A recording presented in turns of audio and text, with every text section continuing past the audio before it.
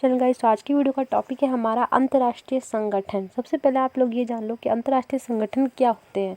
अंतर्राष्ट्रीय संगठन का मतलब होता है, अंतर्राष्ट्रीय संगठन उन देशों को कहा जाता है जो एक देश के लिए काम नहीं करता, वह पूरे विश्व के लिए काम करता है। जैसे हमारा यूएनओ, संयुक्त राष्ट्र संघ, उसमें कितने देश आते हैं? उसमें 193 देश जो है वो आते हैं।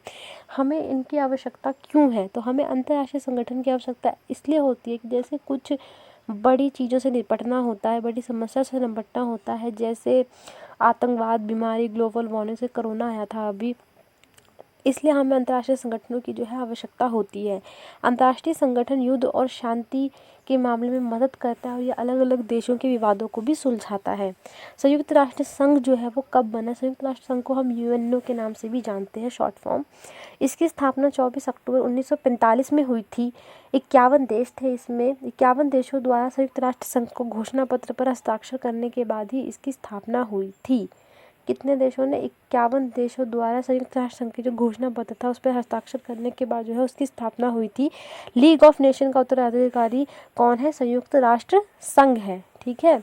संयुक्त राष्ट्र संघ का क्या क्या उद्देश्य होता है? पहला, वह अंतर्राष्ट्रीय झगड़ों को रोकेगा, जैसे कोई भी बहुत बड़ा युद्ध हो जाए उसको रोकेगा। राष्ट्र के बीच में सहयोग रखेगा, ठीक है, अच्छी राह दिखाएगा, लड़ने वाली ऐसी कोई राह नहीं दिखाएगा। अगर किसी देश में युद्ध छिड़ जाए तो वो दोनों पक्षों के बीच लड़ाई को कम करने की कोशिश करेगा।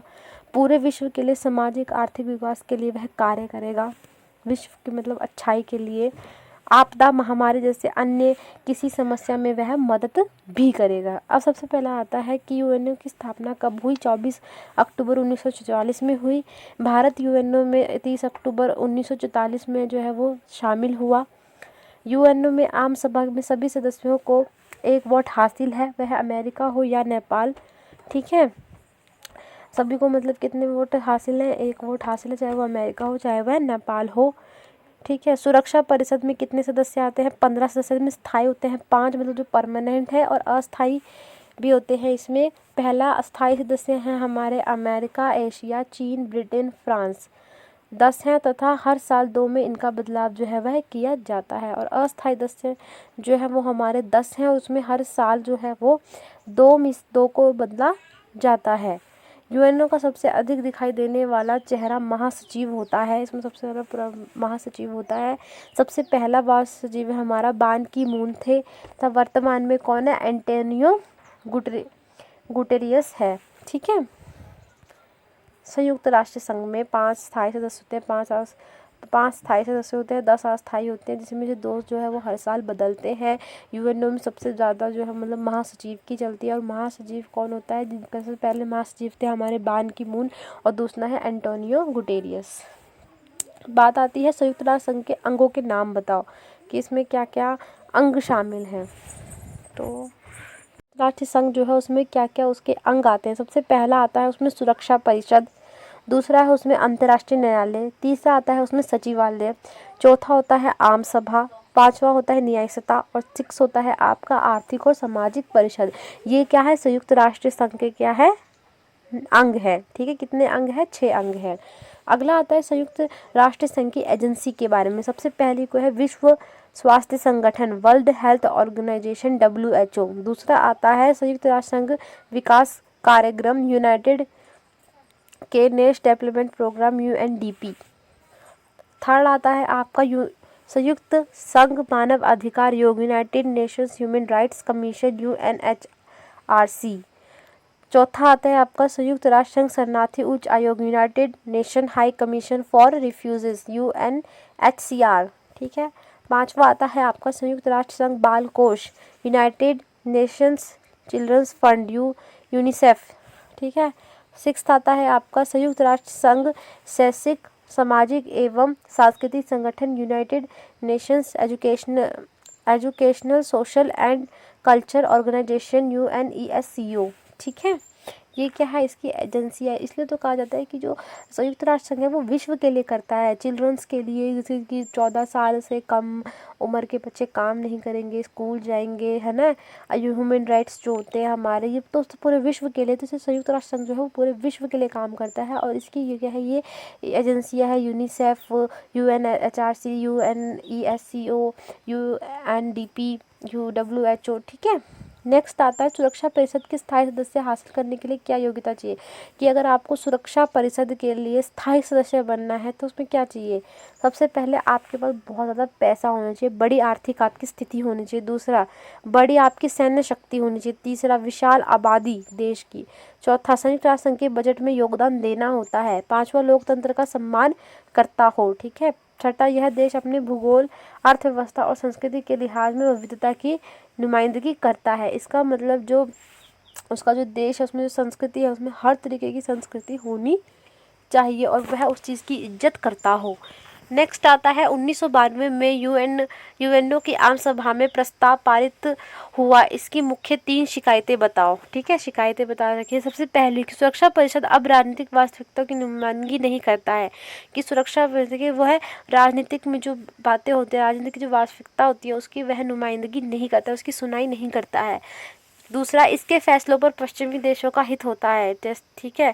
चंद्र देशों का तत्व, जैसे कि ज़्यादातर फैसलों में पश्चिम देश, जैसे आपका अमेरिका वगैरह हो गया, इसमें बराबर का प्रतिनिधित्व नहीं मिलता है। मतलब जो शक्तिशाली है उसी को ही ज़्यादा माना जाता है।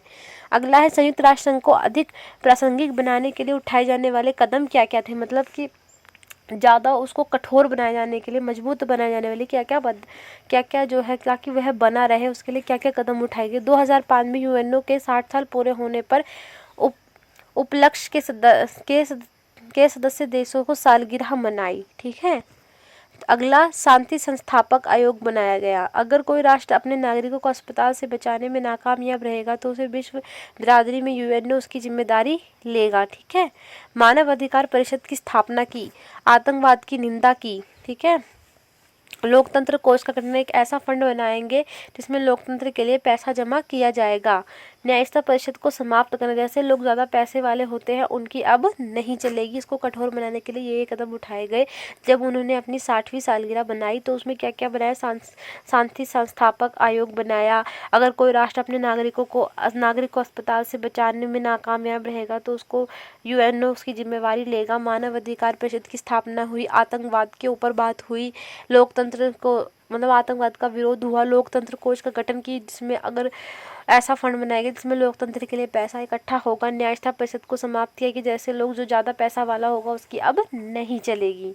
और ऐसा हुआ क्यों था यूएनओ संयुक्त राष्ट्र संघ के ऊपर, क्योंकि ये कहा गया था, ऐसा शिकायतें क्यों आई थी, 3 शिकायतें 1992 में आई थी शिकायतें। फिर उसी शिकायतों को पूरा करने के लिए यूएनओ को ताकतवर बनाने के लिए ये कदम उठाए गए थे, ठीक है। नेक्स्ट आता है वर्ल्ड बैंक के ऊपर। स्थापना कब हुई इसकी, 1945 में। गतिविधि विकासशील देशों के लिए काम करता है। विकासशील देशों के लिए काम करते हैं, ठीक है। जैसे विकासशील से भारत वगैरह। शिक्षा व्यवस्था, कृषि, ग्रामीण विकास आदि के लिए लोन देना। अगर कोई देश गरीब है और वह लोन के पैसे नहीं दे सकता है तो वर्ल्ड बैंक वो पैसे नहीं मांगता है। नेक्स्ट आता है आपका WTO, वर्ल्ड ट्रेड ऑर्गेनाइजेशन। स्थापना 1995।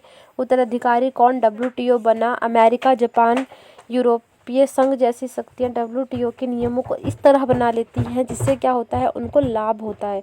जो अमीर देश हैं वो WTO को नियम इस तरीके से बना देती हैं कि जिससे क्या है, सिर्फ उन्हीं का लाभ होता है। विकासशील देश उसके कामकाज को लेकर शिकायतें करता है, जैसे कि WTO जो काम करता है उससे क्या होता है, शक्तिशाली देशों को जो है वह लाभ होता है। विकासशील देश जो है इस चीज़ की जो है वो नुमाइंदगी करते हैं, ठीक है, शिकायत करते हैं। जो वर्ल्ड बैंक है वो आपका, उसकी स्थापना 1945 में हुई। वो विकासशील देशों के लिए काम करता है, ठीक है। अगर कोई गरीब है, अगर कोई देश गरीब है, वाले उनके पैसे नहीं है तो वर्ल्ड बैंक जो है उसके पैसे नहीं मांगता। बाकी आपका मैंने WTO के बारे में बता दिया है और ये टॉपिक यहीं पे ख़त्म होता है। अगर आपको मेरी वीडियो अच्छी लगे तो मेरे चैनल को लाइक एंड सब्सक्राइब जरूर करें। सो थैंक यू सो मच। मैं वीडियो अच्छे से नहीं बना पाती क्योंकि यहाँ पे बहुत शोर होता है, यहाँ पे बहुत सारे लोग होते हैं, थोड़ा मुश्किल हो जाता है। So thank you so much guys. Tata, bye bye, good night.